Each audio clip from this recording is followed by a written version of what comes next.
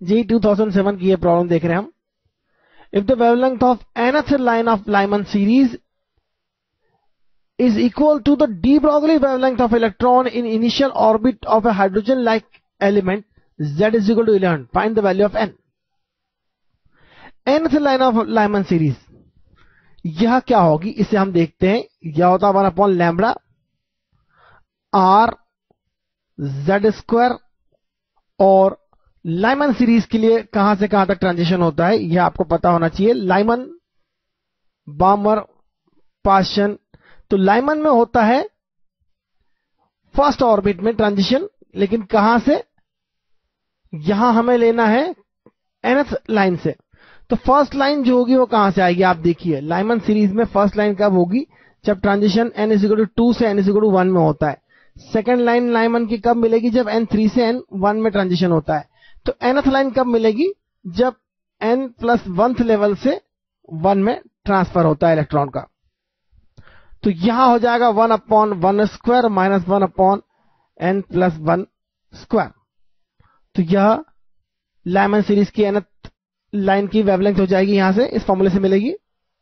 और de Broglie wavelength क्या होगी, डी ब्रॉगली वेवलेंथ क्या होती है, डी ब्रॉगली वेवलेंथ होती है lambda is equal to h/mv, that is momentum. तो यहां हम अगर r से मल्टीप्लाई कर रहे हैं तो क्या मिलेगा, हमें यह देखना है। यह होगा mvr, और mvr की वैल्यू हमें पता है, इसीलिए हमने mvr यहां पे फाइंड किया है। mvr होगा nh/2π, लेकिन यहां nth लेवल के लिए, n+1th लेवल के लिए होगा n+1 h/2π। तो यहां hr होगा, यहां n+1 h और 2π होगा। तो h कैंसिल हो जाएगा, ये होगा 2πr/n+1, 2πr/n+1। तो लैम्ब्डा की वैल्यू 2πr/n+1 होगा।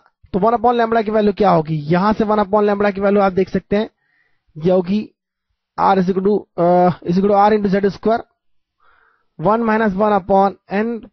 1/n+1 whole square.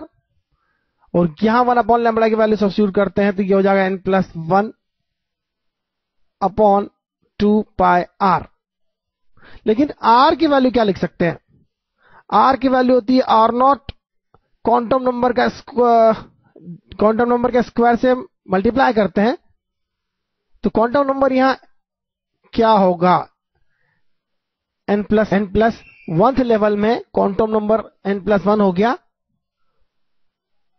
और डिवाइड करते हैं z से, क्योंकि हमें पता है r जो होता है proportional to n square and inversely proportional to z होता है। तो यहां z से डिवाइड करना है हमें, तो z इज 11। तो यहां r की वैल्यू सब्स्टिट्यूट करेंगे, और r0 की वैल्यू तो आपको पता है, हाइड्रोजन लाइक एटम के लिए r0 की वैल्यू होती है 0.529 एंगस्ट्रॉम, जिसे हम 0.53 एंगस्ट्रॉम भी लेते हैं। तो यह वैल्यू हम यहां सब्स्टिट्यूट कर सकते हैं r की, और यह वैल्यू सब्स्टिट्यूट करने के बाद हम इसे देखते हैं क्या होगा, n+1 एज इट इज होगा 2πr, r की वैल्यू r0 की वैल्यू बाद में सब्स्टिट्यूट करेंगे हम। यहां n+1 स्क्वायर होगा, और 11 से डिवाइड करने के लिए 11 यहां होगा हमारा। अब हम यहां रिडबर्ग कांस्टेंट r की वैल्यू एज इट इज लिखते हैं, z स्क्वायर से 11 स्क्वायर। इसे सिंप्लीफाई करते हैं, यह n+1 होल स्क्वायर हो जाएगा। तो n स्क्वायर + 1 + 2n होगा, -1 होगा, तो यह होगा n स्क्वायर + 2n, और डिनोमिनेटर में होगा n+1 square as it is. तो यह वैल्यू हो जाएगी हमारी, और इससे आप nn+2 भी लिख सकते हैं। यह वैल्यू होगी इसके इक्वल, यह होगा n+1 कैंसिल हो जाएगा, तो 11/2πr0 n+1 होगा। यहां पर एक n+1 फिर से कैंसिल हो जाएंगे यहां से। तो अब हमारे पास क्या है, हमारे पास r की वैल्यू है, r0 की वैल्यू है, और सारी वैल्यू सब्स्टिट्यूट करते हैं हम, तो हमें मिलेगी एक इक्वेशन, और इससे हम देखते हैं क्या होगा। यह n स्क्वायर + 2n एक साइड लेते हैं हम, यह 11/2π, r0 की value 0.53 angstrom, divide by 11 square, also divide by r is the Rydberg constant, और रिडबा कांस्टेंट की वैल्यू होती है 1.09 इंटू 10⁻7। 1.1 भी लेते हैं नियरली, लेकिन एग्जैक्ट वैल्यू लेने की कोशिश कर रहे हैं हम। और साथ में यहां n+1 होगा, इस n+1 को हमने यहां लिया है। तो यह वैल्यू अगर आप कैलकुलेटर से कैलकुलेट करेंगे तो आपको मिलेगा 1/0.04, दैट इज नियरली 25 n+1। और इससे जब आप सिंप्लीफाई करेंगे तो आपको क्या मिलेगा, यह होगा n² plus 2n minus 25n minus 25 is equal to 0। इस क्वाड्रेटिक इक्वेशन को सॉल्व करने पर आपको n की वैल्यू नियरली 24 मिलेगी। तो यह आंसर आपका सही है, क्योंकि इसे हम 24 ही लेंगे फाइनली, क्योंकि यह वैल्यू परफेक्ट इंटीजर नहीं है, अप्रोक्सीमेशन है यहां पर बहुत से, इसलिए इस वैल्यू को हम 24 ले सकते हैं, क्योंकि n तो अल्टीमेटली एक इंटीजर ही होना है।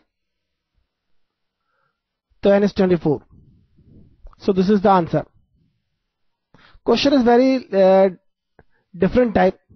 ऐसा क्वेश्चन बहुत बहुत कम देखने को मिलते हैं जिनमें इतनी लंबी कैलकुलेशन करना होती है और इतने अच्छे से कंसेप्ट को प्रेजेंट करना होता है, यूज करना होता है। तो आइए आगे देखते हैं हम।